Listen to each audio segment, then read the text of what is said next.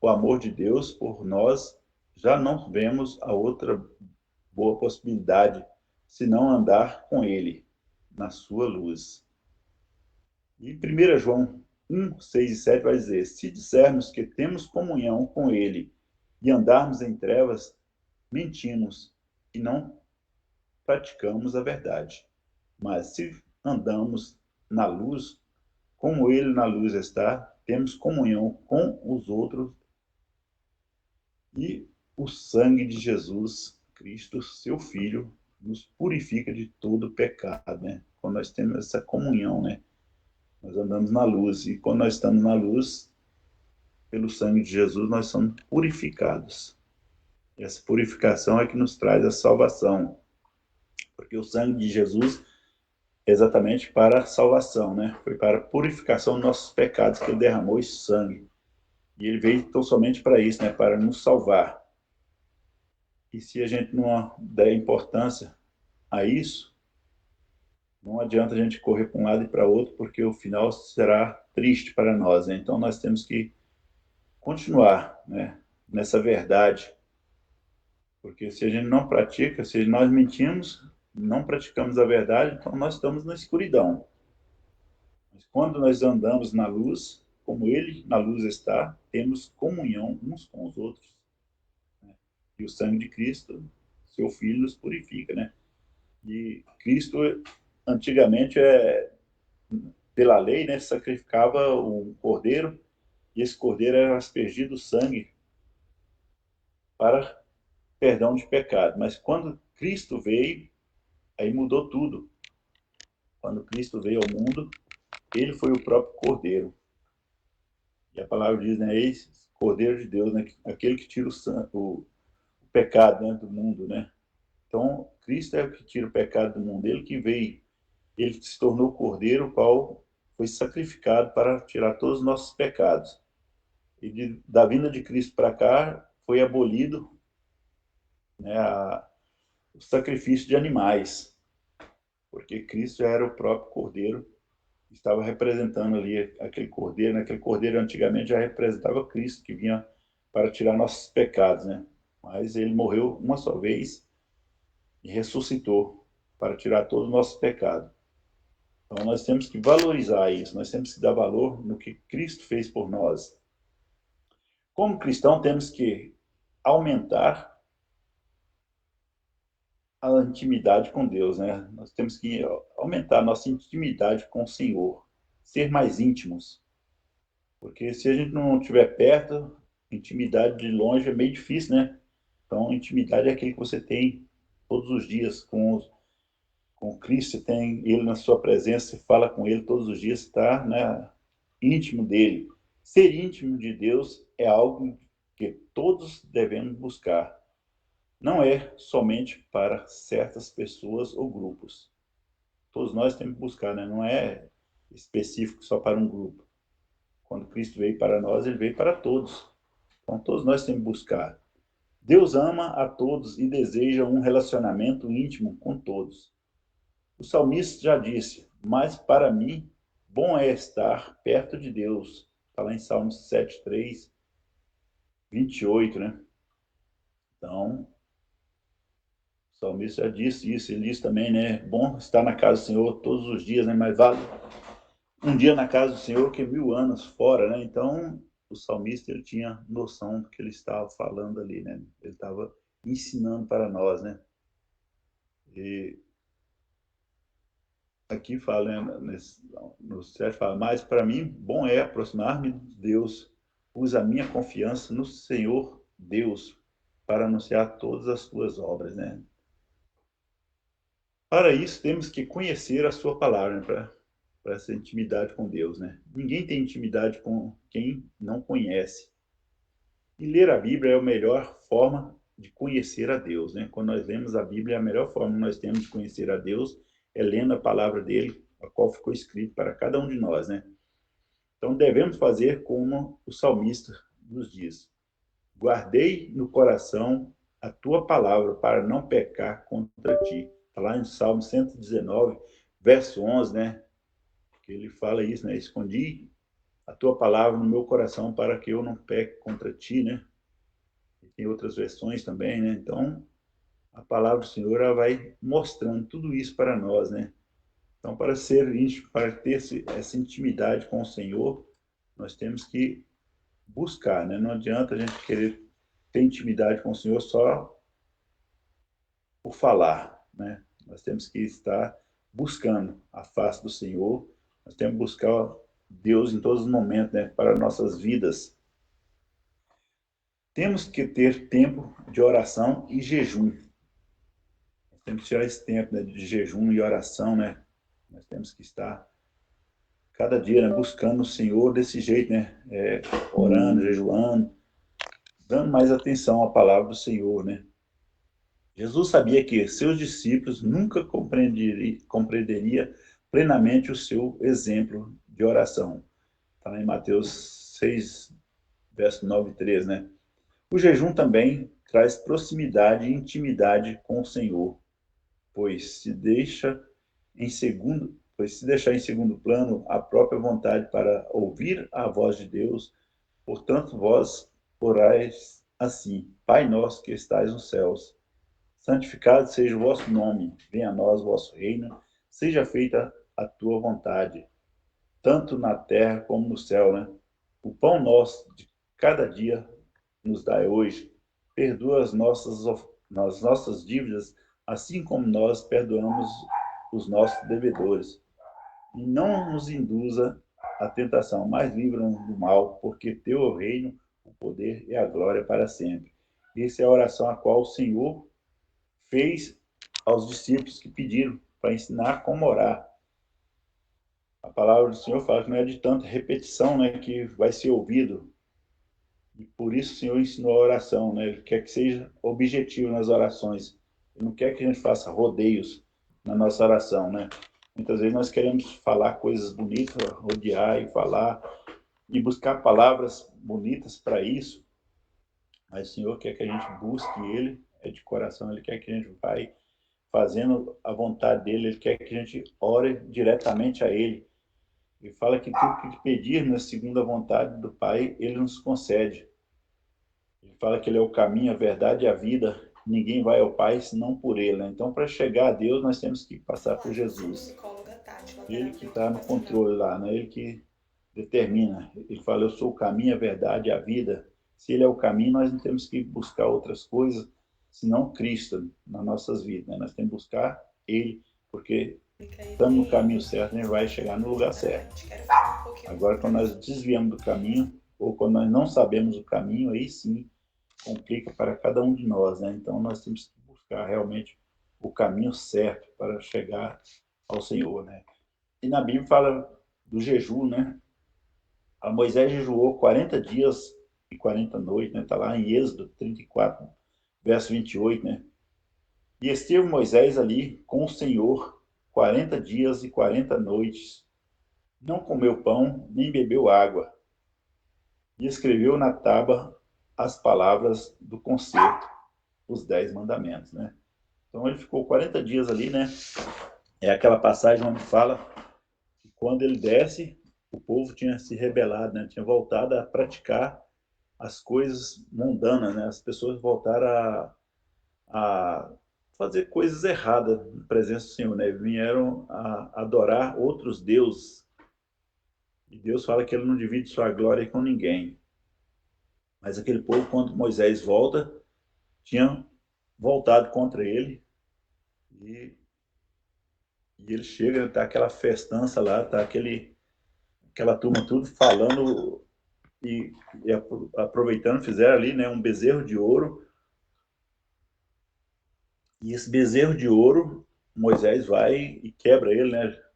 Derrete tudo ali, joga tudo fora. Porque nós temos que adorar somente a Deus, né?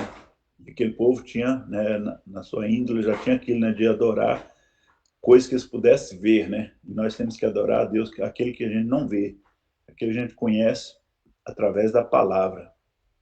Então, quando ele volta, ele vê aquela turma lá em festa, né? Ele fica revoltado com aquilo, porque aquela adoração não era para Deus. Ele estava adorando exatamente um bezerro E Deus não quer, né, adoração à imagem, Deus não quer essas coisas, não. Ele quer que a gente adore Ele em espírito e em verdade, né? Assim diz a palavra dele. Esdras também jejuou 3 dias, né? Lá está escrito em Esdras 10, verso 6. E Esdras se levantou diante da casa de Deus e entrou na câmara de Joanã, filho de Eliasabe. E vindo lá, pão não comeu e água não bebeu, porque estava angustiado pela transgressão do cativeiro, né? Ele estava angustiado, né? Que o povo estava cativo. E ali ele fez um jejum de 3 dias para que ele não comeu pão também, não bebeu nada ali, porque ele estava angustiado. Ele estava buscando, né? Hoje a gente faz um período de consagração, já acho demais, né? Que é quando a gente faz até o final do dia, já às vezes já não está mais suportando, não está mais aguentando, né? Mas antigamente o pessoal fazia os jejuns deles, era bem distante, né? Era grande os jejuns que eles faziam, né? Nós vemos aí que são grandes os que fazem assim, né? Orava, Daniel e seus amigos jejuaram 21 dias, né? Então aí vai, né? Está lá em Daniel 10, verso 3, né? E a palavra do Senhor vai dizer, né? As coisas que foram feitas, aqueles que fizeram, e nós temos que tomar, né? Por exemplo, essas coisas e praticar as coisas boas, as quais a palavra nos ensina. Então, nós temos que cada dia estar fazendo melhor, né? Também fala que Paulo jejuou 3 dias, né? Está lá em Atos dos Apóstolos 9, verso 9, fala, e esteve 3 dias sem ver, e não comeu, nem bebeu. 3 dias ele esteve cego, e não comeu, nem bebeu, né? Então, foi quando ele lá ia para Damasco, né? E ali Cristo fala com ele, né? Onde ele fala que ele teve um encontro verdadeiro com Cristo, porque ele era um zeloso, Paulo era conhecedor de toda a lei, né? Ele era sabedor, ele tinha estudado com os melhores, né, da época, e ele tinha um cuidado com a lei. E ele fazia aquilo porque ele estava pensando em fazer as coisas boas. Mas quando ele chegou a certa altura do caminho, que ele teve aquele encontro com Cristo, né, que Cristo fala, Saulo, Saulo, por que me persegues? E ele fala, quem és tu, Senhor? E ele fala, eu sou o Cristo, aquele que você está perseguindo. Paulo, nesse momento, estava indo exatamente fazer isso, estava indo buscar, né, estava com a carta já para levar preso aquelas pessoas lá onde ele iria buscar aquele pessoal que estava, os cristãos que estavam ali espalhados, ele estava com carta para buscar eles. E aí ele fala, né, quem és tu, Senhor, né? Como se tipo assim, não conheço, não estou sabendo quem está falando. E aí Cristo deixa ele cego ali, né, com uma escama nos olhos, e encaminha ele para a casa de um cristão ali, e aí já manda a mensagem, dá a visão àquele cristão que ele tá, Paulo está ali, né? E aquele lá diz que não quer ir lá porque ele está indo lá para matar eles, e ele fala, não, está mudando, já mudei a vida dele. A partir de hoje ele vai falar da palavra, né? Ele vai falar exatamente da minha palavra, ele não vai falar mais o que ele fazia, ele não vai fazer mais. De perseguidor ele vai se tornar pregador, vai se tornar perseguido, porque a partir daí Paulo se tornou perseguido também, né? Tudo que ele ia fazer, estava as pessoas perseguindo ele e tentando matá-lo. Então, ali ele teve os 3 dias de jejum dele ali, né? E sem falar a Cristo, né? Ficou 40 dias também, 40 noites no jejum para nos dar, né, o exemplo.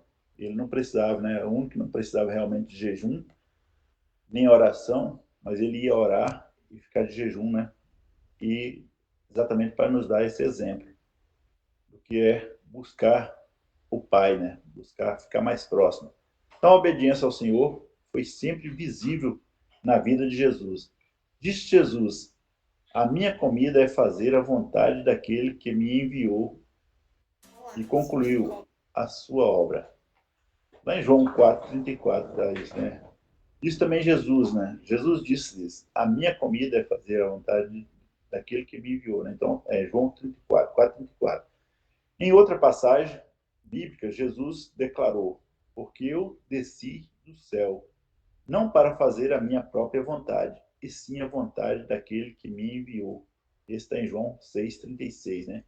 Então, Cristo ele veio para nos dar exemplos, né? Ele veio para nos dar a salvação, ele veio para ensinar o seu povo o que deveria ser feito, o que tinha que Olá, eu sou fazer para psicóloga Tati, estar terapeuta ocupacional aqui mais também próximo na do Pai, clínica né? E ETM, ele Espaço não Terapêutico precisava da Mente. fazer Quero nada falar. disso, de orar, nem de jejuar, mas ele fez para nos dar o exemplo de que fazer para buscar mais a presença do Senhor.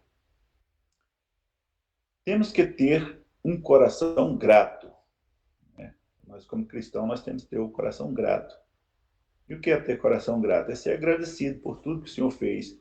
Não ser grato por só de boca para fora, né? Então, gratidão não é, ou pelo menos não deveria ser, apenas quando comemoramos a passagem de um ano novo. Não é somente como quando arrumamos um emprego novo, ou uma nova casa, ou uma aposentadoria, ou um carro, né? A gratidão tem que ser todos os dias em nossas vidas, né? Com ou sem saúde, nós temos que ser grato ao Senhor, porque Ele é o dono de tudo. E se Ele quiser dar saúde, Ele dá, mas se Ele não quiser também, nós temos que continuar a ser grato, porque nós temos a vida, né? Então, isso é ser grato ao Senhor, né?